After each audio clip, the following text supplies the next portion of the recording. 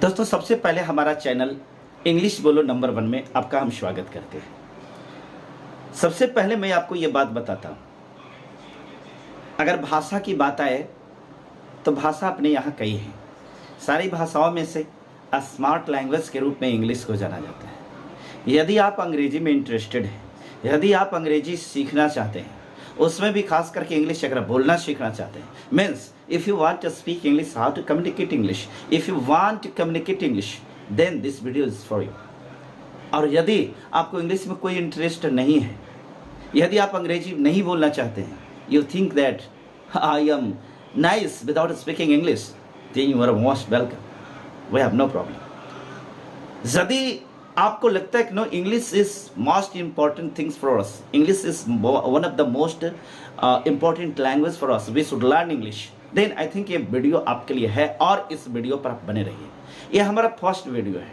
मैं आपसे गुजारिश करूंगा कि यदि आप हमारे इस चैनल के साथ बने रहते हैं सिर्फ 1 महीने, तो मैं गारंटी लेता हूं कि इस 1 महीने के दौरान यदि आप हमारे एक एक वीडियो को देख लेते हैं तो मेरे तरफ से गारंटी है कि आप इंग्लिश बोलना सीख जाते हैं।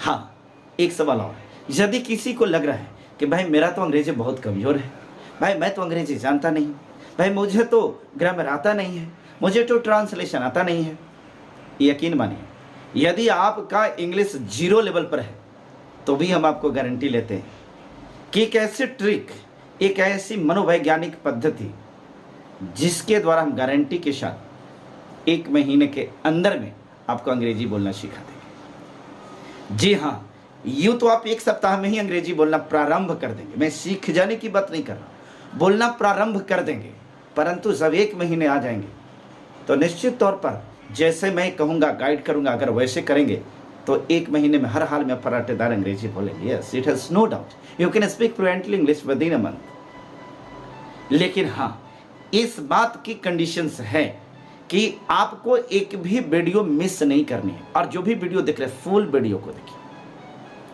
और हम शुरुआत करते हैं आज का इस वीडियो का। इस कार्यक्रम में सबसे पहला हमारा वीडियो है।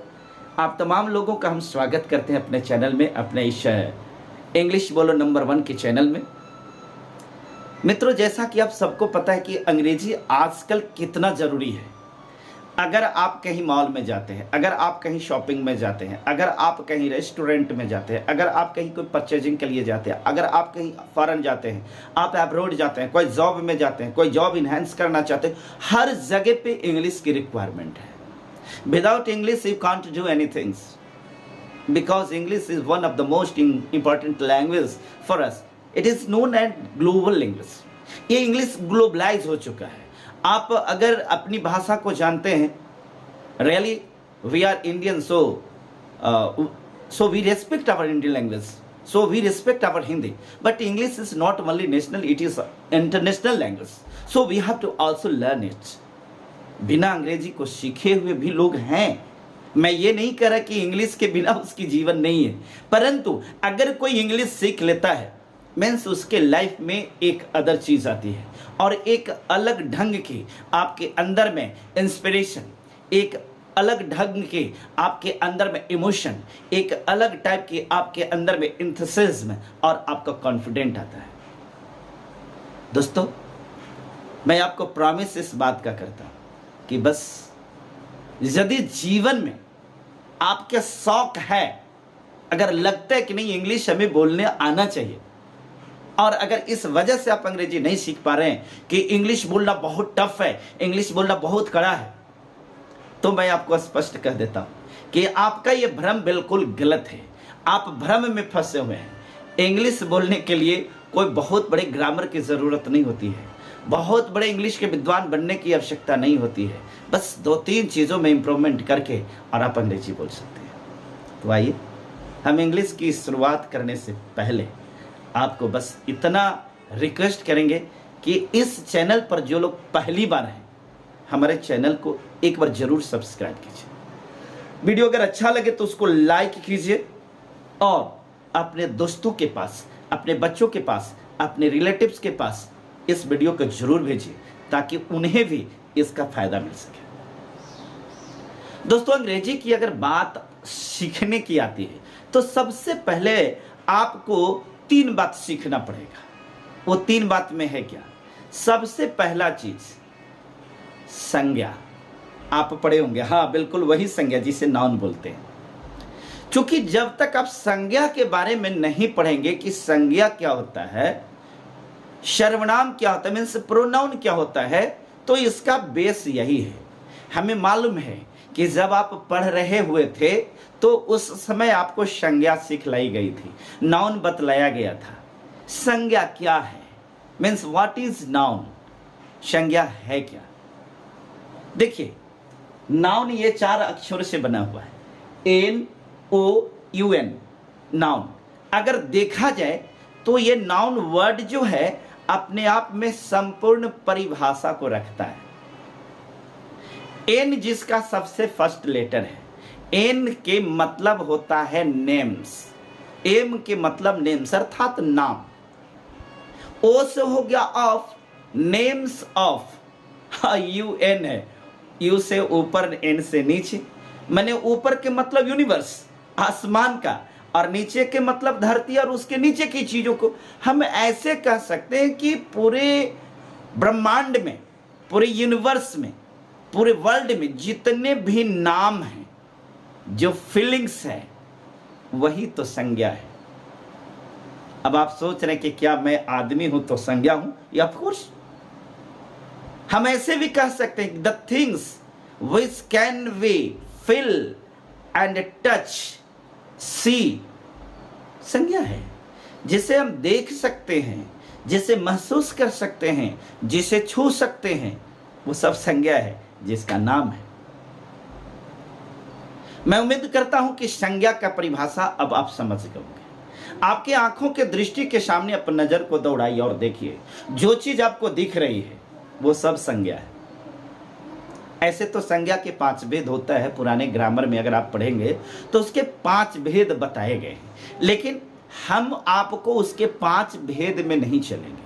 हम तो सिर्फ आपको संज्ञा सीख लाना चाह रहे हैं कि आप ये सीख लीजिए कि आपके आंखों के सामने जो कुछ भी दिख रहा है या जिन चीजों को फील करते हैं, महसूस करते हैं, जैसे हवा को देख नहीं सकते लेकिन महसूस कर सकते हैं। मीठा जो स्वाद होता है, टेस्ट, देख नहीं सकते लेकिन फील कर सकते हैं, तो वह भी संज्ञा है। संक्षेप में आप इतना भी सीख लेते हैं संज्ञा की परिभाषा तो आपके लिए सफिशिएंट है। अब बात रह गई कि संज्ञा के भेद। ऐसे संज्ञा के 5 भेद होते हैं, जिसमें पहले proper noun, common noun, collective noun, abstract noun और मटेरियल नाउन। इस प्रकार से संज्ञा के 5 भेद हैं। लेकिन अब जो है, हम आपको संज्ञा के 5 भेद नहीं, सिर्फ 3 को बताएंगे, जिसमें सबसे पहले प्रोपर नाउन के बारे में बताएं।